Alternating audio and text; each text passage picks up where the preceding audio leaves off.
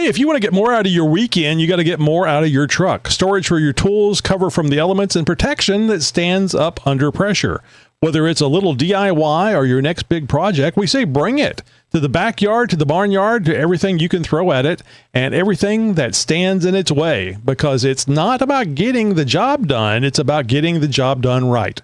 RealTruck, bring your truck to life. I'm just going to throw in a little something here. We've had to restart the recording here.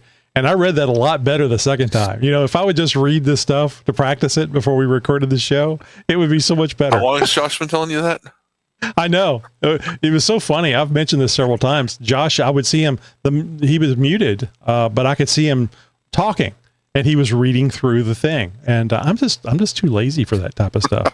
Hello, I'm Tony. I'm lazy, and welcome to the Jeep Talk Show. Hi, I'm Steve-O, straight back from 2 weeks out in Utah, including an absolutely outstanding and fabulous week at Easter Jeep Safari 2025. And we had the Jeep Talk Show. There was a combo of team members like yourself and listeners that were out there. You actually brought, what was it, seven, 8 people from Illinois? Yeah. So you had quite a group out there. And I'll tell you this: you probably haven't seen it yet. There's a picture of you because there was a lot of pictures uploaded by the group. There was a picture of you that was somebody took where you were standing in a cave entrance. Yep. That was where they shot the Planet of the Apes, I believe. So Greg Henderson from Unofficial Use Only, the unofficial tour guide of Moab, who just finds in a Hummer, who finds all these incredible places, took us. We did a Jeep Talk Show run on Sunday night. We did a barbecue grill out at the caves where Charlton Heston once stood doing the Planet of the Apes in Moab. He could have used a gun for that movie and told those stinking apes to take from his cold dead hands. So the post I put up was a shot of you, a zoomed in shot where you're standing in the cave entrance so you could look down on the people. Yep. And my comment was, and you'll appreciate this because you do work with the Boy Scouts. I said Steve-O is yelling down. What does a snipe look like again? I was just happy I hadn't encountered any rattlesnakes up there because we were in Utah, and I encountered my first 2 live rattlesnakes ever in the wild. Were they Democrats? I didn't care who they were. I was going the other way. Well, I was walking along the cool, was that your pictures? Because there was pictures of the snake. I saw that. No. So what happened was I was doing a walk along this trail. It's this national monument called Hoevenweep, where there's Pueblo Indian ruins, and it's in the middle of nowhere. So I'm walking the rim trail, and I hear a little buzzing sound. Okay. At first I thought it was like a cicada or something. I'm like, there are no cicadas down here. It stops. I take a step, then buzzing again. And I look over. It's this tiny little baby rattler. Oh, those are the dangerous ones. Those are the dangerous ones because those of you who don't know, they don't know how to regulate their venom, right? So I teach the scouts all the time. You have to stop. Don't move until you know where it's at. Then you go the other way. Oh, yeah. So I start going back up the trail the other way. 10 minutes up the trail, I come across Bob and Rick, and they're standing there. I hear another rattling sound. Well, they're taking pictures of a bigger rattlesnake. I'm like, what the hell? I've never seen a rattlesnake in the wild in my life, and here I've had 2 of them within 10 minutes. I was really surprised that somebody was taking pictures of the snake. It was, I'm hoping it was zoomed in because they were pretty close. No, it was zoomed in. But I was like, nope, I'm glad somebody did. Oh, yeah. I think that's really cool because I'm the same way. I mean, I'm against going outside and the snakes don't come inside. So I'm unlikely to see a snake. Yeah. Back when I was a kid, I think I saw a water moccasin on a couple of occasions, not up close. It was, we had a ditch in front of our house, my parents' house. And we call them crawdads, but I think other parts of the country call them crayfish. Yeah. And whenever a big rainstorm would come through and the ditches would fill up with water, man, we were out there hunting crawdads. Mm-hmm. And it was just so much fun. We didn't do anything with them other than make a pile and look at them, especially when you would get the big ones. And it was just really cool to grab them and throw them in the thing and then not to do anything to them other than, dump them back in. And I was always warned by my dad, be careful, keep an eye out for water moccasins. And it happened once. It was one of the other kids that that saw it. Nobody got bit. So I had a cottonmouth one time. I was in the Florida Keys down in Islamorada, just slithering in front. It stopped, looked at me, and opened its mouth. I went the other way as quickly as I could. I was like, hell no.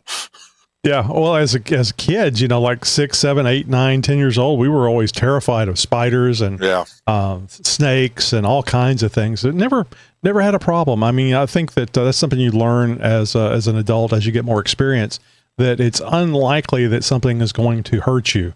But you should be mindful of it. It's when you kind of like driving a Jeep. It's when you surprise them that things happen. Right. So, yeah. All right, well, let's get into the news here, Steve. So here's the latest Jeep news based on recent developments. And as I told you, Steve, I think we've gone over some of these things before, but we got new listeners all the time. So you guys just please bear with us here. And it's always good to, I think, for you to get the Tony and Steve take on these things.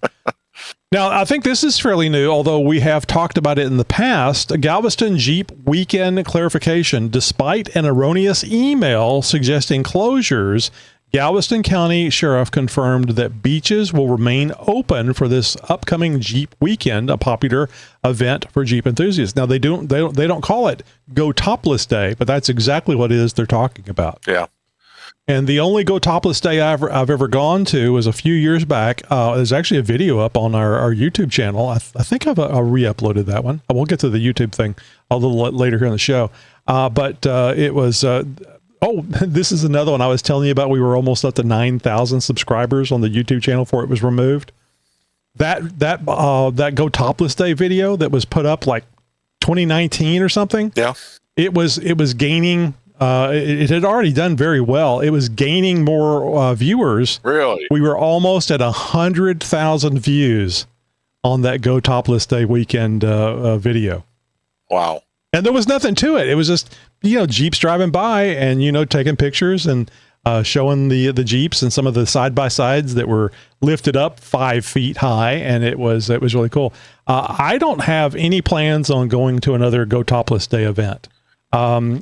I am the type person that I'm ready to go almost as soon as I get anywhere. That day, my wife was ready to go. We got to leave at 4 p.m. Well, the girls started taking off their tops, and it was still daylight outside.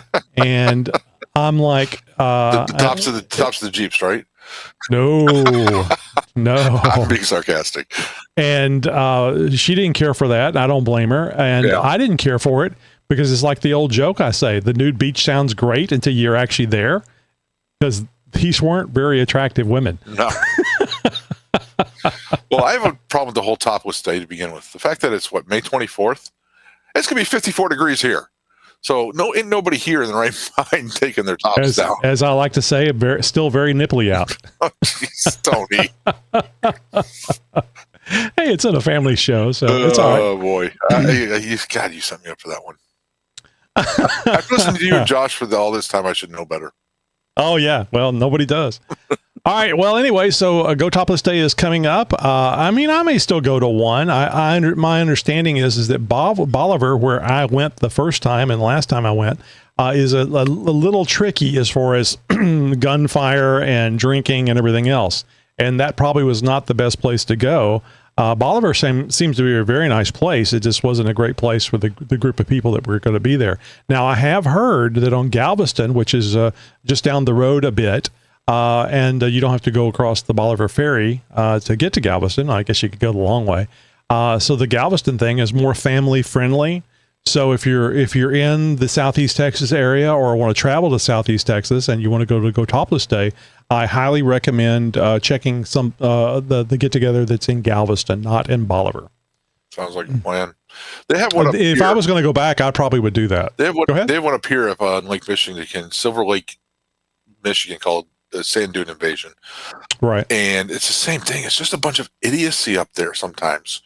People get carried away. They're jumping dunes. They're coming flying over dunes. Well, you got somebody coming the other way. People are getting T-boned. A kid got killed. They make you put those big flags on there, don't they, for the sand dunes? It doesn't matter if you're doing 100 miles an hour. But it's not my crowd. I'd rather just be hanging out with some people, just doing some nice trails Well, and I want to point out it's not anything like going to Easter Jeep Safari. No, not even close. It's fun. You get to talk to people that you may have only talked to through our Discord server or on the Zoom meeting that we have, a couple of them a week. Yep. So it's cool. You actually get to meet some of these people that you have formed a relationship with, but never ever met in person. And people you didn't know existed that come up to you out of nowhere. Yeah. So you actually got recognized one or more times there, right? Multiple times. So we were just one of the times I'm driving down the road. I was going somewhere to meet up with some people. I had the meek magnets in the window, which you can see in the back of the Jeep there on that shot there in Golden Crack. Yeah, these are big 18-inch diagonal the Jeep Talk Show, our Jeep Talk Show logo that it was done up by Meek Magnet. I had the windows down and I hear, "Hey, Jeep Talk Show, we're going on a ride. Come with us." And I'm like, meeting people. I have like no idea who these people are. Then Rick and I were sitting there. We're going to dinner, Pasta Tony's, which is kind of near Zach's. And there's a bunch of us. Bob's going to meet us there. And we pull into this parking lot, and this red TJ gets in between the two of us. And I'm like, okay, who are these people, right? Rick parks, and all of a sudden I hear, "What does a girl got to do to get stickers?" And I'm like, what? So, of course, I go walking over there. Well, Go Topless Day is coming up. They're talking to Rick. And I said, "Hi, I'm Steven." And she goes, "You're Steve-O?" And I'm like, why do I owe you money? It was just very surreal. It's weird to be recognized. It is. And she's like, "What do I got to do to get a flag?" And I'm like, "Well, Bob's got the flags, so you want mine?" I gave her my flag, which is kind of getting a little tattered, and she's like, "Can you sign it?" I'm like, I don't have a Sharpie. You have to make sure that you have a Sharpie with you next year. And they took some pictures. And embellish the story that you had to sign her breast. No. These are two very lovely ladies. I didn't say do it. I just said embellish. They came with us to dinner. They're like, "Hey, we're going." And we said, "We're going to dinner. You guys want to come?" And they were just had a blast. And then they ended up joining us on Thursday for another run. And I believe I forget her name, but I believe she's actually on our Discord server as well. Yeah, Lauren and Allie was with her. We actually went to the Northridge event on Wednesday night. And I was sitting there, and a listener from Peoria, Illinois, came up and started talking with me. He's like, "Oh, I listened to the show, and it was great." Zach from Dana came up and made a point to talk to us because someone had went up to him and said, "Hey, I saw you on the Jeep Talk Show." And Zach was blown away because nobody's ever told him, "I've seen you on something." So for him, that was really cool. So he had to come talk to us about it. We had people wearing the T-shirts at the vendor show. I think Pam was the one. It might have been Pam or Liz. Someone came up, "Hey, can I scan your T-shirt?" And it was just cool as hell. I mean, because we have the QR code on that one, as well as the Meek Magnet. We have the QR code and the stickers. I think that you guys, I know all the stickers that you have the QR code on it. So it was very surreal sometimes because I'm not kind of used to that. But it was fun. It was just, and we were just having a blast. People nobody that came up to us was turned away or great, and we just had just getting to know them was just a lot of fun. So I'll remind everybody, Josh was the first host, the first co-host on the show. And this is back around 2011 or so, whenever he joined the show. And when we were doing the show, we would meet once a week and record the show. And we were all, I would tell him what the numbers were. And one day we had, when I say one day, I don't mean it was one day of download. It was one episode that had been out for a week or so. We got 60 downloads. We were over the moon. There were 60 people that listened to a couple of knuckleheads do the show. Yeah. And and this is very true of a lot of people. Podcasting is fun. It is, I think it's fairly easy. You just have to have the ability to talk. And, it is a little more difficult than that. The hard part is doing it week after week after week. And we do it 5 times a week. Yep. So, but the point I'm making here is we do a lot more than 60 downloads now. And you can see that people are listening. And when you go out to EJS, people know who you are. And Steve, you may have been on the show 20 times. Yeah. Not including the Zoom meeting, but doing like what you're doing here. So that means we're getting a lot of good penetration. out there to the folks, to the Jeepers that are listening to this thing, and they remember you. Yeah. This is amazing. And the only reason why this is happening is, I mean, we do try to have a good show, but we stuck with it. We're in our 15th year of doing this, so you never know how long it's going to take to get something done. So I'm telling you, stick with it. Yes. Try to think of ways to make it better, of course, but stick with it. It's very easy to get disappointed. Very easy, especially after this long a time. Yeah. No, it was just amazing. And even on the Tread Lightly Trail, you guys were very thankful that Jeep Talk Show was there. The industry guys, we were wheeling with, Rob from Quadratech. I was working with Ian Johnson. I'm building a crossbuck fence on the Tread Lightly event. I mean, it was just a fabulous time. We had a bunch of people at the Tread Lightly event on Tuesday, didn't we? Yep.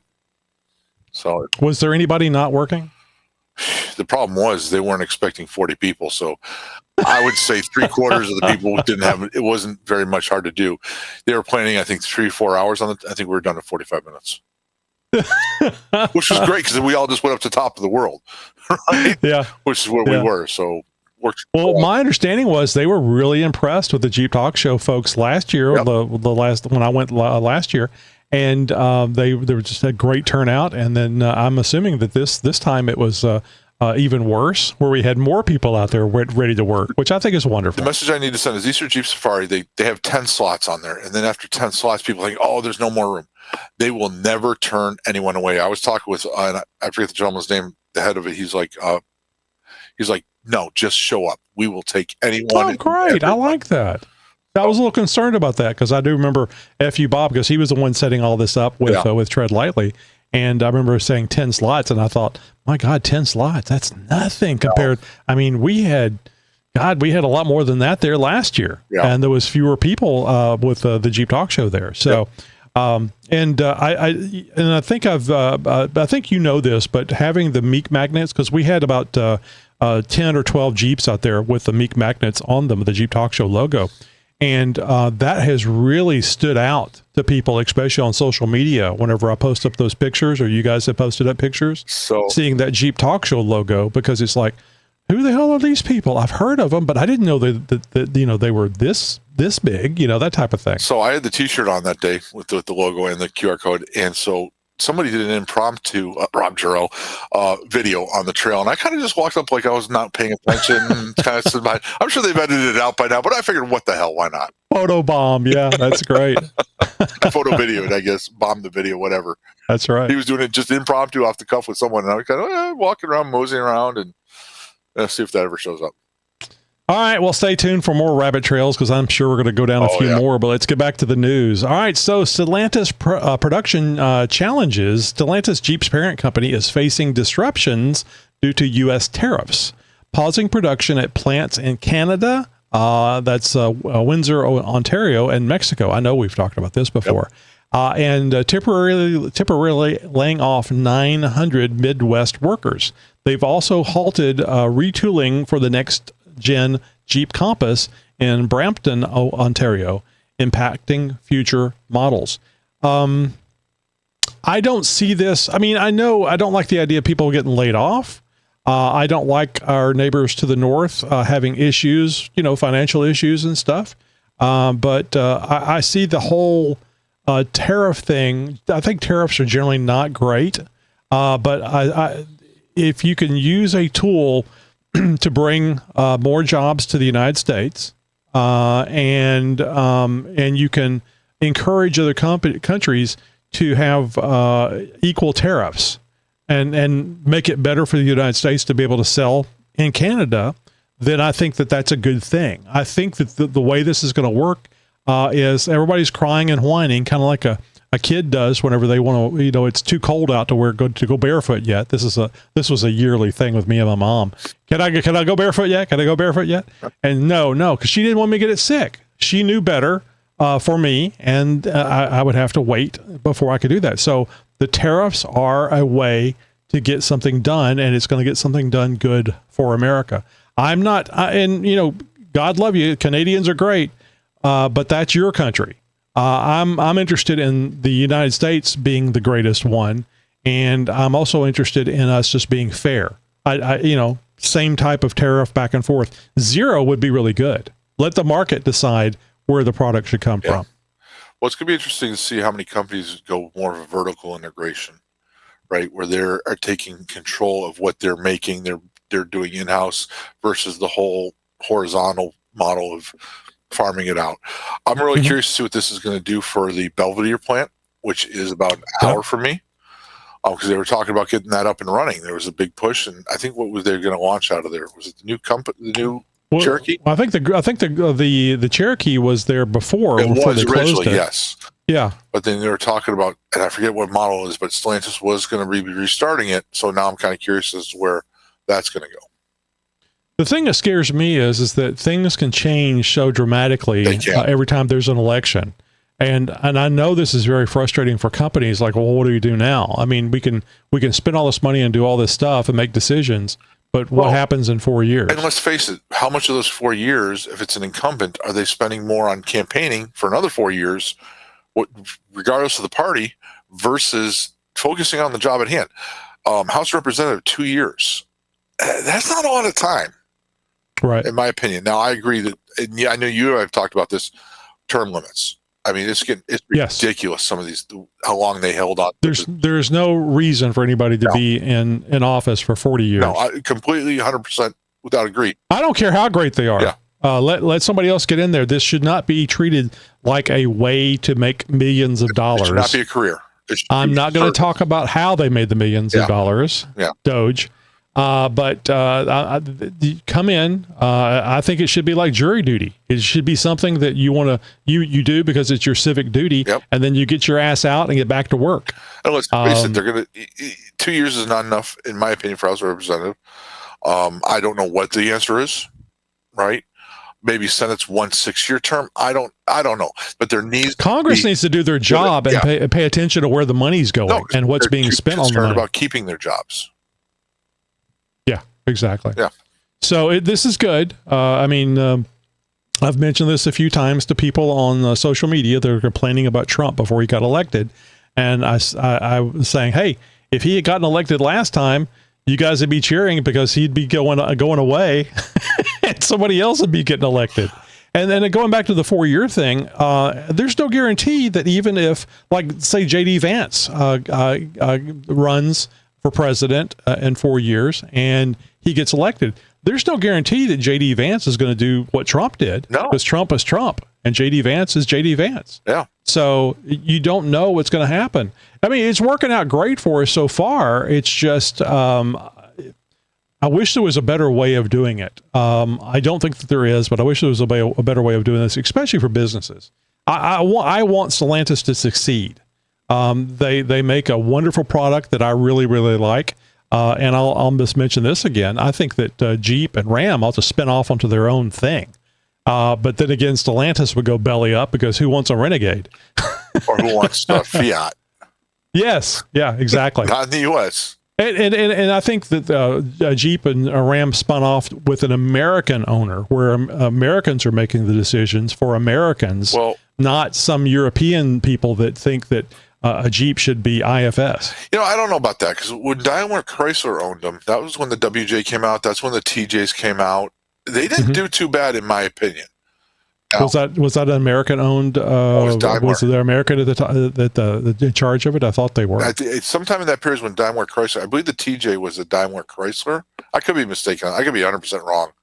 But yeah, I don't follow it that closely. Yeah. My impression was that it wasn't foreign owned until relatively recently. No, it was back in 90s. And not so much foreign owned as far as foreign controlled. Correct. Because this CEO that resigned here not too long ago, he was a nightmare. He knew nothing about Tavares, Jeep and didn't care. Yeah, no, he didn't.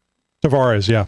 So glad he's gone, and I'm hopeful that it will be better in the future.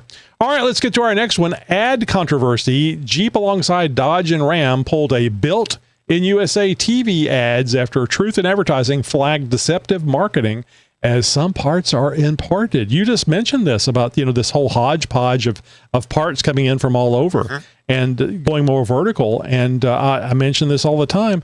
That's exactly what Tesla is doing. I mean, they're not completely vertical, but most of their stuff is built in-house or in the United States or in China, wherever they have the big place making the vehicles. So that way you can control the cost. You can make sure that you have the parts when you need them, so on and so forth. I think this is why American car companies can't make a affordable or a profitable electric vehicle, is because they are used to having things made by so many other people, and you got to pay those people a profit on what they're making for you. Yep, absolutely. It's I've been in manufacturing for a while now. I've been in supply chain for 20 years, and it's truly not a chain. It's more of a web. Everything is so interconnected. It's one strand. Things got to get rerouted. Well, that affects a pencil. Somebody doesn't have the pencil at the mine to fill out, doesn't requisition the tire that's used on the truck to dig the lithium. It's just amazing how one little wrinkle in the I call it the supply web. It's supply chain officially, right? No, I think your web is a very good way of looking at it, because I'm sure there's even interconnects between suppliers. Yeah. And then there's the bullwhip effect, which, very shortly, you bullwhip, you flick a little with your wrist. When it gets down to the end, it's just doing this total oscillation. It's how do you manage that? It's not an easy thing to do, right? We have a joke between forecasting teams and supply chain that's it's like marriage counseling, because they have this field of dreams mentality. Oh, if you build it, we're going to sell it. We're like, what are you, out of your damn minds? That's a great way of thinking, though. I mean, it's not realistic, I understand, but it's neat that it's like, hey, this is such a great product. Yeah. All we have to do is make it, and people will come. And the supply chain people are just like, oh, God, just shoot us now. So, because we know. Yep. So I think this is good. When we're told that things were built in the USA, it should be built in the USA. And I think that a nice percentage would be a good way to go with that. A high percentage, like what was probably not for everybody out there, but 75 on the in high school was a C. So I think it's at least 75% should be American made. Yeah. Actually, I think more like 85 to 90% probably is better than you can call it American made, because so much of it is American made. It's important. I think America is great. It was great before. It can be greater now, and we need to bring jobs here or in the country. And I don't mean take them away from other places in the world. We just need to fix it where people here can build things, because Americans build good shit. Yep. Our shipyards are the biggest thing that irks me to no end, being a World War II historian that I am, where we've gotten to. Mm-hmm. Right. So. All right. We've already talked about this a little bit, but Easter Jeep Safari 2025 has come and gone. So Jeep showcased 7 concept vehicles at the 59th Easter Jeep Safari in Moab. 59 years, Steve. My God. Yes. And I'm glad that Jeep is going there, because, they had pulled back on some of the events and stuff they were going to. And, man, I just think it would have been a huge mistake if they didn't show up at Easter Jeep Safari. Yeah. Well, to be honest with you, it's probably one of the cheaper ones they get to do. It's not like the big convention centers. It's a parking lot. And to be honest with you, it's this company. It's Walker Drug, Walker Pharmacy, and Sporting Goods Store in this strip mall. I think the guy owns the whole thing. I think he's happy to have Jeep out there, because I'll be honest with you, I actually went into the drugstore. Oh, they got lunch meat, so I didn't have to go to City Market, and it kind of drew people in. So it can't be that. It's not like a convention center in Chicago or Detroit or wherever you want to be. So. I bet you the price is high, though, because it's a once a year thing, and it is smart having it at the same place every year. Looking at a lot of the staff there, they looked like a lot of interns to me. Maybe I'm just that old, but this was a lot of college aged kids. I'm sure they were staffing through an internship program. Mm-hmm. So I was saying the 59th Easter Jeep Safari in Moab, Utah, it was April 12th through the 20th, although it was longer for you, Steve, and a few other people that headed out there early. Included, the concept vehicles included the military-inspired Jeep Convoy concept, Gladiator-based. The event highlighted Jeep Performance Parts, JPP, by Mopar, and attracted over 20,000 20,000 off-road enthusiasts. Does 20,000 seem low to you, Steve? I think that's a low number. I'll be honest with you. That seems high to me. I just didn't see that many. The nice thing about Moab is you got trails way north, huge, way south, everybody's just all over. They're not. It's not like there's trails that are 30 miles away from Moab. Yeah. So it's not like everybody's on top of each other. Everybody's just off enjoying. I was so happy to find out that Hell's Revenge is just right there. I mean, it's like 5 minutes from downtown Moab. Yeah. And if you blink, you've already gone through downtown Moab. Top of the world's an hour and a half drive when you're aired down. And I know it was that far out. I would have aired up. I was actually. But there's some places. What was that? That canyon? Not Schaefer's Trail, but the Canyon. Long Canyon. Yep. Yeah, that's a pretty good drive. It's very well worth going. And you guys went at night, right? We did a night run. We did a night run where we shut everything off that we could. I was playing around in the Uconnect settings. I was killing the daytime running lights, trying to shut down everything I could. And we were out there in pure moonlight. Now, granted, it was one night after full moon, but it was absolutely incredible. Just I like Long Canyon. I took my wife on that last year. 2023 was the first time I went Long Canyon, and we went as a group. And I remember getting on the GMRS talking about boulders the size of houses. Yep. Just perched on a more than 45-degree angle. You're waiting for Wile E. Coyote with the bottle jack to pump it up and I said, "What's holding it up there?" I mean, you can't say gravity because gravity wants to drag its ass down. And Bill got on the radio and told me to shut up. Well, I was making Bill nervous. I flipped the top back, so I was just looking up in awe. It's just wonderful. Tony Minton was in heaven with his G-tops. I was just going to say, and in 2024, my wife and I went there with the G-tops, and it was like you could see all over the place, and that included when it was raining and snowing. We didn't have to stop seeing up when we had the G-tops on there. So, no, but 20,000 to me, that's actually a huge number because when I think about it, you think about 20,000 at a sports event or something. That's it's big. Everybody's right there. Everybody's just. It's so spread out. And this is important because I know there's people that say, I don't go to Easter Jeep Safari because it's too busy. And I'll ask, I said, have you been to Easter Jeep Safari? No, I go after or before or whatever. And I say, hey, I've only ever been to Moab, Utah during Easter Jeep Safari. Yeah. And it's never been too busy for me. And I don't like crowds. Yeah. So let this be a lesson to you guys. I mean, if you really want to be out there alone, I understand. Don't ever go alone. Make sure that there's one or two other capable off-road vehicles with you. Yeah. And so I think it's fun. I like seeing the builds. And it's also fun seeing some people doing the crazy stuff. I mean, they've got it built like Zabo. He was out there in his very highly built JLU. And this year he had a roll cage on it. That rat bastard pulled up to the Northridge event, and they let him go park all the way at the top.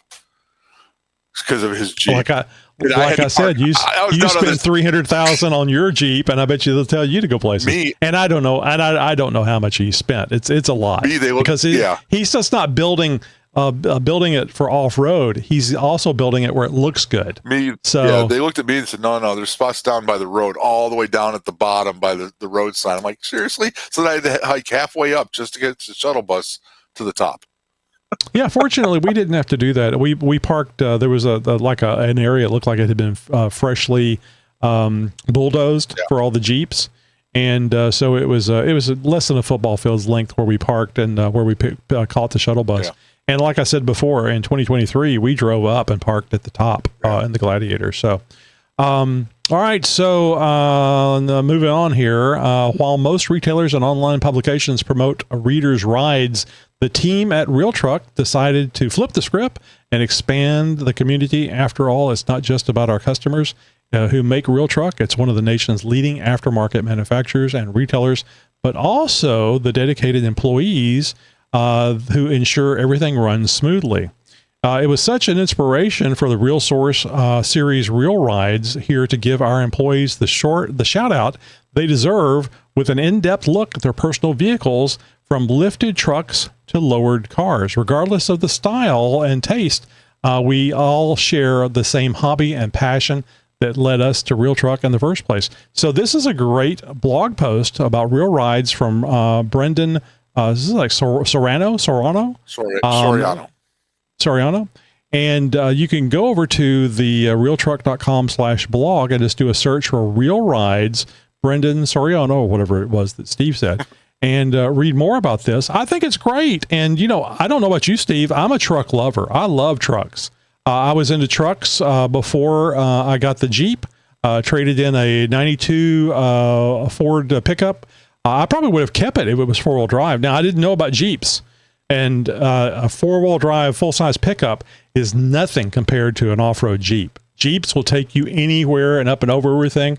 The trucks, I like having a four-wheel drive truck. I like having it lifted, but it ain't the same thing as a Jeep. It's not a go-everywhere goat type thing. And I'm sure there's people out there that would argue with me, but I was very impressed with the Jeep, and definitely a Jeep lover. Wanted one for many, many years. Got one, now I got a bunch. And if I had the land, I'd have a bunch more. Anyway, check out realtruck.com, their blog, Real Rides, Brendan Serrano. All right, so before we get back to the news, I thought I'd jump in here and talk about the Jeep Talk Show taking a vacation. And when I say the Jeep Talk Show taking a vacation, we're talking about me, because I'm on every episode. I'm either on the episode or I'm recording it. So planning on taking from April 28th to May 9th. Now, the interviews on Fridays are still going to be there, and we'll still be recording interviews during this time for future episodes.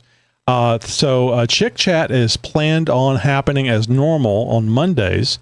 They're not going to go anywhere. I'm not going anywhere. The wife and I are not going anywhere, just relaxing, just not editing, recording and editing every day. I think it's Saturday that I don't have to do anything, but I'm usually catching up with the editing, because the video editing is quite lengthy. I do really enjoy it, but it gets old after a while. So taking a little time off, and I don't think we've actually had a vacation from the show for over 7 years. I think the last time it happened was Josh and I just got tired of working hard and not seeing any growth. And we made a joke. I think it was around April 1st. We made a joke that we were canceling the show. The show was going away. And I found out a couple of years later, there was people going, "Hey, I thought the show was over. I stopped listening back, blah, blah, blah." said no, it was an April 1st joke. But we didn't do anything for a month or so. And it was nice to have a little break. Not planning on doing that. Just 2 weeks. I think 2 weeks is a good time. And I know people are going to say, "Well, you're taking off, Tony. You should have taken off and gone to EJS." Would have loved to, but just can't afford it. The show needs to make more money so that we can do things like this. And as I was telling Steve earlier, it'd be better to have Chris going out there than me. Although I missed it, I would have loved to gone to EJS this year, but it's just not a good, efficient use of the money, what little money we do get here. You guys can help by being Patreon subscribers, listening to the show, listening to the ads that we have on there, encouraging businesses to advertise on the Jeep Talk Show. It'd be nice. I'm not saying you got to, but if you want to help out the show and let us bring more content to you, more. And I think we've done a pretty good job, especially with Chris living up there in the area he lives in and going to the events there in Michigan in that area and doing the video, the stuff that we put up on Motor YouTube. City up there. That's where the magic happens. Yep. So it was great that he was joined the team. All right, so now I'm going to talk about the other thing I want to bitch about, and part of the reason why I'm taking a vacation, the YouTube removal. I got to admit, this hit me pretty hard. It wasn't a money-making thing, but I do like editing the video, and it was really gratifying to see people enjoying not only the talent that we have here on the show, but enjoying the video. That was like a pat on the back that I was doing a good job. And a few people have talked about how wonderful the videos are and how much they've improved over time, because I'm always trying to improve the show, and also too is trying to improve the video. And some of you guys are going, video? I don't know nothing about no video. We did many, many years of audio only. So you can go to YouTube still. You don't go to Jeep Talk Show, though, to see the videos. You go to XJ Talk. XJ as in the Jeep Cherokee. Steve had a Cherokee. I think that was your first Jeep. It was. So XJ Talk was our first YouTube channel. It's still there. We didn't cancel it. Good thing we didn't, because now we're using that to put the videos up. Now they could go away, because YouTube has threatened that the username that I use may be deleted, and all the other things that have been created from it deleted as well.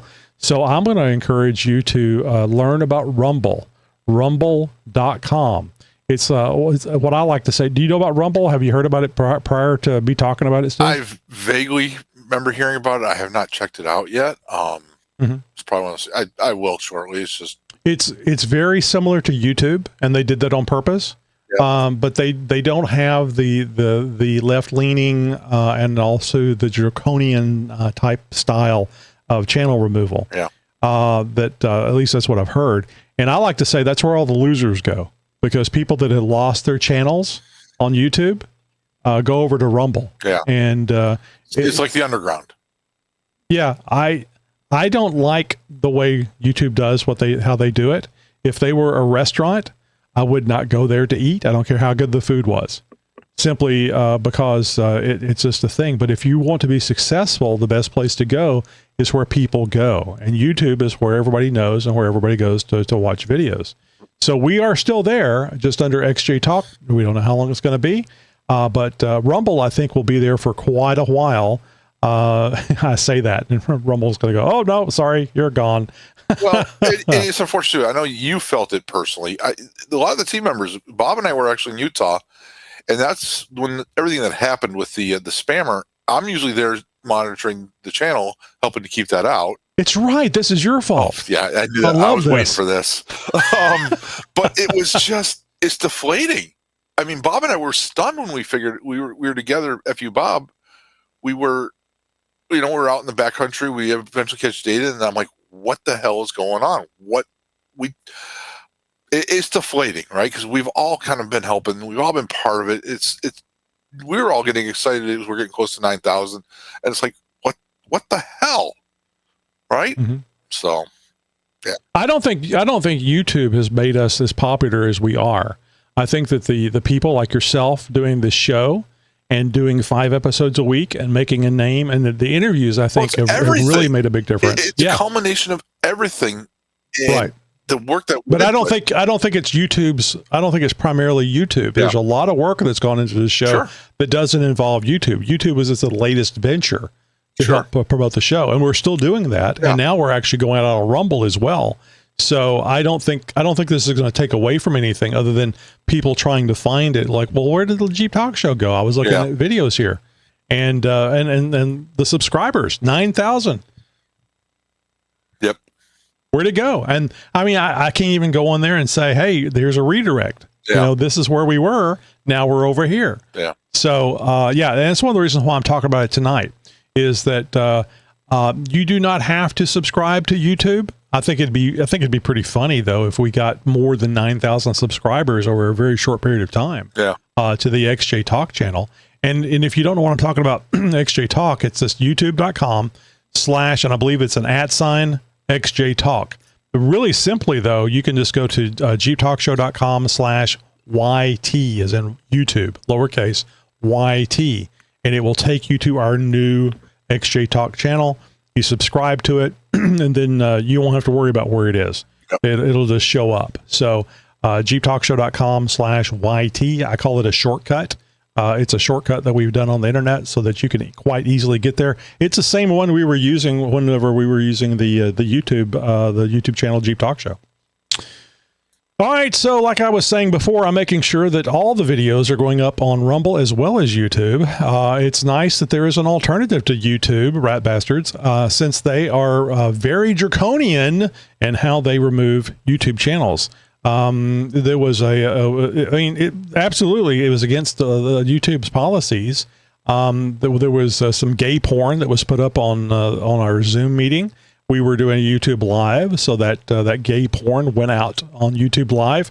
But I say it's a little fishy that it within less than 20 minutes, probably more like 15 minutes, and they were on for maybe a total, because we learned how to get rid of them very quickly, Steve, from something that happened a couple of 3 weeks ago, and they were off within less than 15 seconds, and then within 15-20 minutes. the YouTube Jeep Talk Show YouTube channel was removed, and I appealed. It was denied. So this was a targeted attack, and I'd like to say it was a competitor because I think that would be a really cool story. But honestly, I think it's just kids that were doing things, and they probably do this to more than just one YouTube channel. Sure. So, and if you're able to get into a Zoom meeting as easily and openly as they were able to get into ours, and we do that on purpose because we want everybody to join the round table, then it just makes sense. Because it used to be before Zoom changed their policies, you could have a meeting without a password, and the kids really loved that one. So now that is the next step for me or one of the other hosts to get swatted. Great. I'd much rather have my YouTube channel taken down than to be swatted. Anyway, so we're going to be on YouTube, and if we're not on YouTube, we'll be on Rumble. I highly recommend you guys check it out, Rumble, because frankly, I think YouTube needs to have some competition. Not a bad thing. All right, so back to the news. The new Jeep Cherokee and Compass. Jeep is developing a 2026 Cherokee on the STLA large platform to compete with the Toyota RAV4. I remember this story. We definitely have done this story before. Offering a combustion hybrid and electric options, 2027 Compass teaser sketch reveals a bolder design on the STLA medium platform, aiming to boost competitiveness. I still say, and I think I said this before, Steve, I don't think we got your take on this before. I still say that with I think the EV mandate has gone away, or at least the feel of it is not as big anymore. It's not a presence. So, it's not that cloud hanging over the manufacturers. Right. So, and this is what we were talking about earlier, where companies have to make a decision to do something. They made the decision to do something because of the, using that word again, draconian government saying, no, EV is the future. Doesn't matter if we don't have the power to charge them. Doesn't matter if we don't know how to tax them. We're going to put a clicker on there to see how many miles you drive. Right. We'll let you work out the details. We just need the money coming in. So that's gone away, and I don't think it's coming back. I don't even think that if the people that want EV onlys get back in control in 4 years, I don't think it's coming back. Well, I think this is going to drive more competition and innovation, right? Hydrogen was very promising. It was very in infancy, and then Elon came in and shook the market. Everybody's, oh crap, we got to do electric, and that's where the mandate came from. There's a lot of technologies out there. There's one out here. It's like an electrically charged fuel that you put in, and they're testing this for the military, where it's like a 5-minute transfer. You're taking out the negatively charged fluid, putting in the positively. It's like a fuel. But for the military, the implications are it's non-flammable, which means all the armor that they spend on fuel tanks, they don't need to spend, right? They can make the vehicles lighter. They can put the armor where it's more needed. So that's one technology that I've been reading about. There's hydrogen, which the densities is still a problem. Can it be solved? Right. Possibly. Who knows? Right? Blue LED back in the day. Nobody can make a blue LED. Now we have it, and look at LED technology. I did not know. I just happened across that whole thing. You guys should look that up on YouTube. Maybe it's on Rumble as well. It is. I had no idea that blue was so hard. And once they fixed that, then everything went white. That's when the whole LED revolution started, right? Because they had to get over that one hurdle. And I think when hydrogen, if they can get that density problem fixed, in distance, what do we call it? Range anxiety, right? That could be a game changer. I don't know if hydrogen's the answer, but to go one route, when we first started with automobiles, there was electric, there was steam, right? Gasoline won out because at the time of the day, it was the best option. So what's the next best option? I don't know that answer, but I don't like being told this is the only solution. I'm going to throw this out there, and I think this is going to be an accurate statement. I believe the AI is going to be the solution. I think AI is going to look at things that it's read or data that's been fed, and it's going to say, well, why don't you do this, dumbass? It's going to roll your window. AI is going to be transformational. AI is going to be transformational. I'm not going to lie. I've been using AI more and more at work when I'm doing stuff with Excel, and I'm too lazy to Google how to do the formula now. Oh my goodness. Yeah. It tells you, this tells you, here's what you do. It's optimized. And it's really, really nice. Yeah. Well, I mean, what was it? The Unabomber? He used to make the little wooden screws that he would put the box together for the explosive, and they had such a hard time finding him because he built the whole damn thing. Yeah. And you can do that. The human is capable of doing all that stuff, but do you want to work harder or you work smarter? Yes. And using tools or buying the screws is a lot easier. And this is the same thing with AI. AI is just a tool. Because at least I think it's going to be a while before AI is on par with the imagination and putting things together like humans do. Mm-hmm. So if you can think it and you can converse, which I've done this, you can converse with AI and ask it, well, what about this? What if I did this? What would keep me from doing this, or what would the fallacy of this train of thought doing? And that can generate something else. I had a 4-hour conversation with Grok the other night. It was a blast. It was just so much fun because I mean the damn thing would give me the math, all the math, and telling me how much power you would need to do something, and it was just absolutely wonderful. I didn't read it. It was like, okay, thank you. And then, this answer my question. And it was basically saying that this is it's kind of complimentary. This is a novel idea. This is an interesting idea.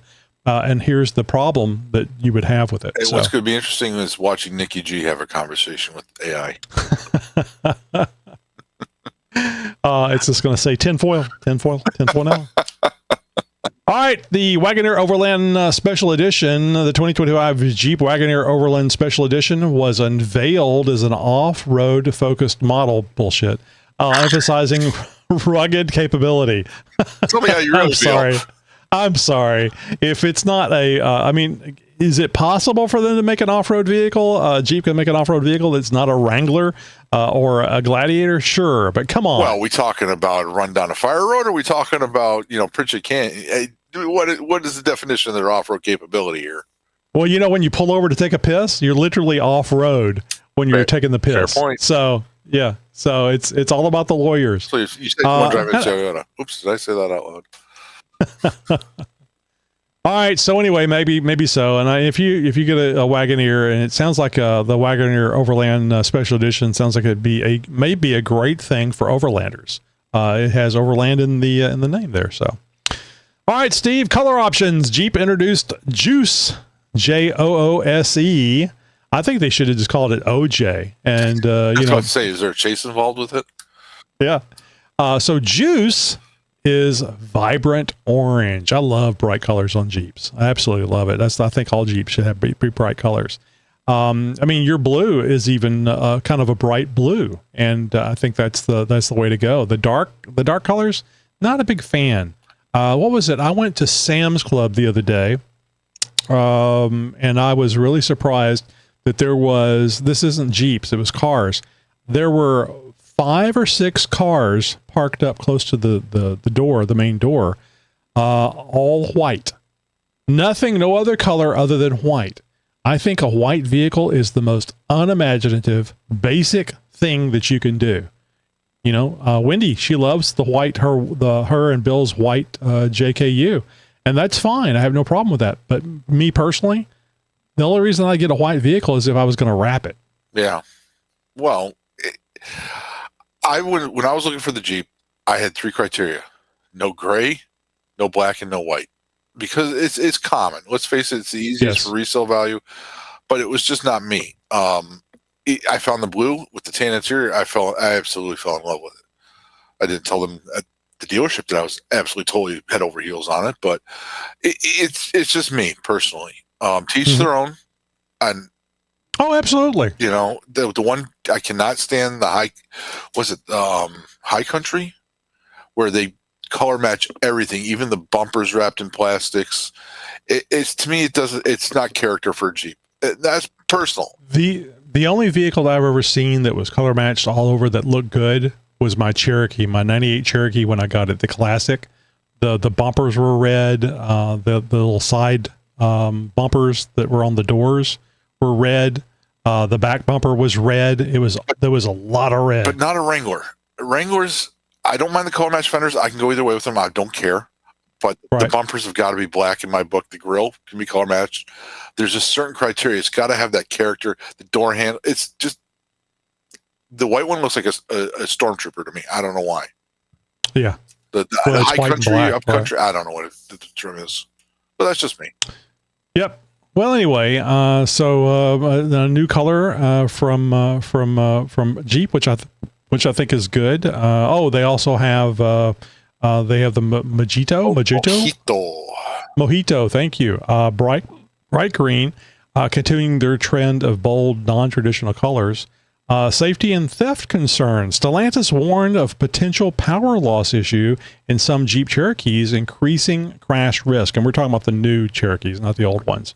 The potential power loss issue in some Jeep Cherokees, increasing the crash risk. Cleveland police reported 62 Jeep Cherokee thefts since November 2024, with thieves using high-tech methods in at least 20 cases. And I believe this has to do with them using some eBay stuff, a scanner, an antenna that they hold up like a loop antenna, and getting the information from the key fob, and then they just repeat that key information, that fob information to the vehicle, and then drive away with it. Where there's a will, there's a way.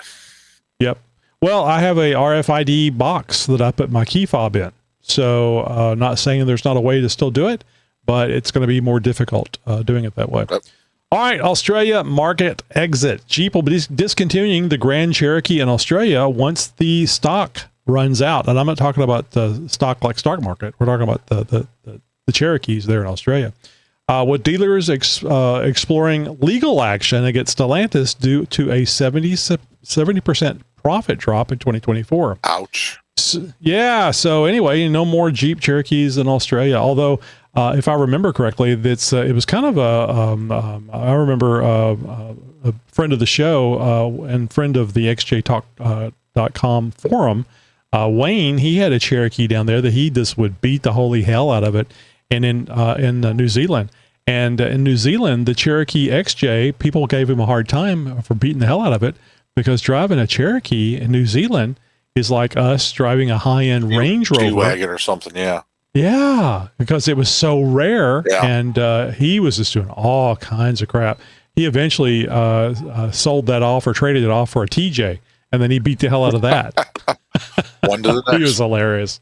Yeah, he was definitely a hardcore Jeeper. He was a lot of fun. Yeah. And God bless him. He should do it the way he wants to do it. Live your life. Speaking of doing it the way you want to do it or should do it.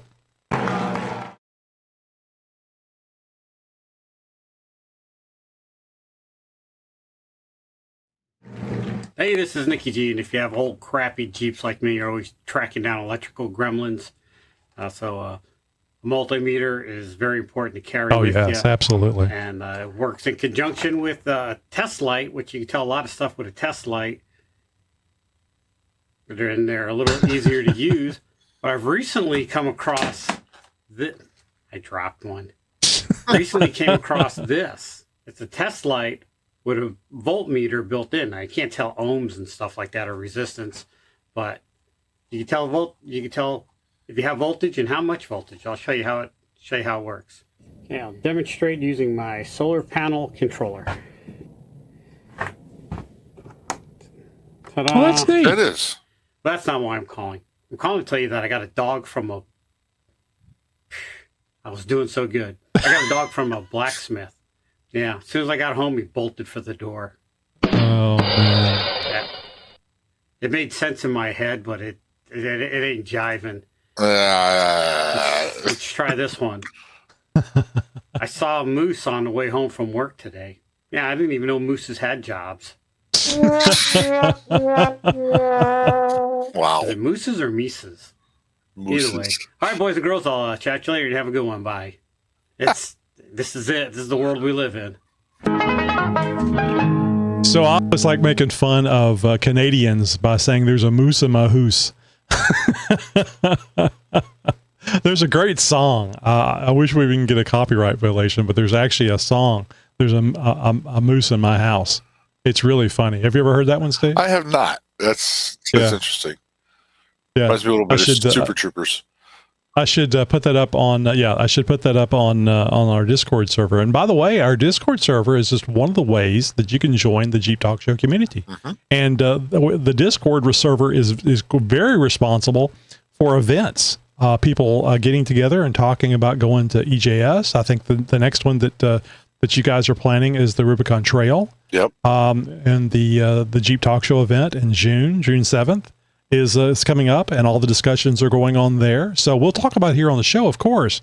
But if you want to get the latest up-to-date information, maybe you want to ask a question, maybe you want to check and see if your Jeep is capable, which we're always going to say yes because it is. That you can come over there and you can feel better about talking to us and getting the information just by chatting on the Discord server. And if you don't know what Discord is like a 24/7 chat service. We don't always have somebody there to answer, but usually somebody will answer eventually. And we got a really good group of people there. We do. I think everybody that went to EJS was on the Discord server, weren't they? Yeah, they were. And not only that, but there's the general just screwing around channels. But there's also there's serious channels there. There's two-way radio. If you have any questions about GMRS ham radio, you obviously, Tony, you have the background in that. Josh Downs is an excellent resource. There is the whole mods section. It's like old school forums with a modern twist, and people will actually respond back. So it's, if you have something you want to know, just and none of the responses like the forums would be, did you search? Did you Google that? Yeah, we don't do that stuff. No, we don't. We don't do it more than once. Let's just say it that way. Yes, that's a threat. Because I'm not having that. GTS. Google that shit. Yeah. All right. Well, did this Jeep Talk Show episode get your engine roaring? Show us some love by dropping a 5-star rating and a blazing review on your go-to podcast platform. Oh, speaking of which, I don't talk about this nearly enough. I am very impressed with Spotify. They have a wonderful app that is just absolutely great for listening and watching the Jeep Talk Show. That's another platform that I'm uploading to, is that whenever I do the video, get done editing the video and post the show up on YouTube and Rumble and the audio portion of it on Libsyn, I also go over to Spotify when it shows up and add a video clip, if I've created one for the show, and then add the Jeep Talk Show video episode. You literally can listen to the Spotify the show on Spotify and click a button, and seamlessly it'll switch over to the video. There's no pause. There's nothing of that. It just, the video comes up. So if you're listening to the show and you want to say, oh, gee, what are they talking about? What the hell is Nikki G doing? I hear he's doing something. They're talking about Nikki G doing something. I don't see it. You press a button, boom, there you're seeing it. Maybe rewind a little bit. Now you're seeing it. I'm very, very impressed with Spotify. I can see Spotify doing some serious damage to other vendors like YouTube, because it's just so convenient to listen to the audio when audio is the best way to do, or watch the video when video is the best way to do it. And you can use it on your desktop and your laptop as well. But most people do it on their phone. Yeah. All right. Well, keep the adventure rolling by hitting follow on social media. We're getting a lot of stuff going on Instagram. We got a lot of reactions from people with all the pictures that you guys took out there at EJS. And it's really gratifying to see we're getting a lot of traction on Instagram. Absolutely. Yep. So again, you can go over to our Discord server. You can go to jeeptalkshow.com/contact and see all the ways that you can keep in contact with us and join the Jeep Talk Show family, the community. As I believe John Lee was the first one that pointed it out. He goes, "We actually have a community," and we do. I didn't even think of it that way. I kind of thought it was a bit too pat on the back-ish to me, but when John Lee mentioned it, I went, well, yeah, we do. We have a community. We have a place where people can join in and get to know each other, and then go off on these off-road adventures, which I think is just spectacular. I think it's wonderful that this little thing that we started doing is such a great thing for people. And no, damn it, it's not a club. Never will be. Hey, you got a burning question or a wild idea for our next episode? Fire it over to us at jeeptalkshow.com/contact.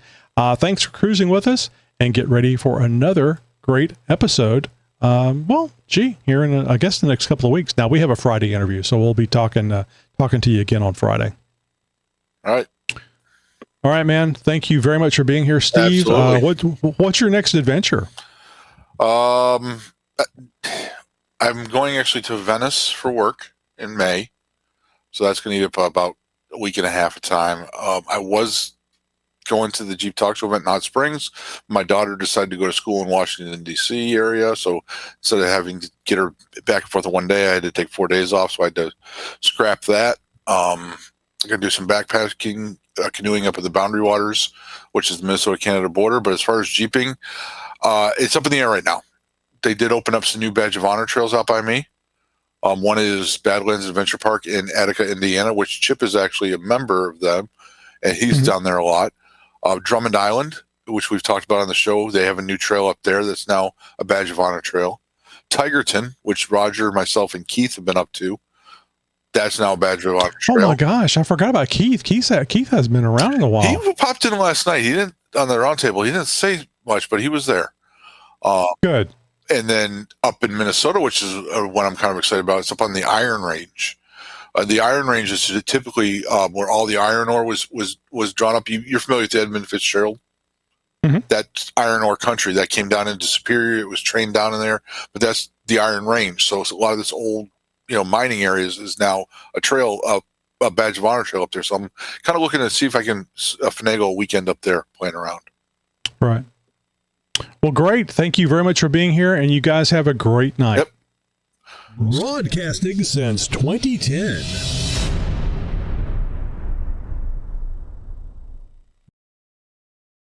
You're my friend. You're my new friend.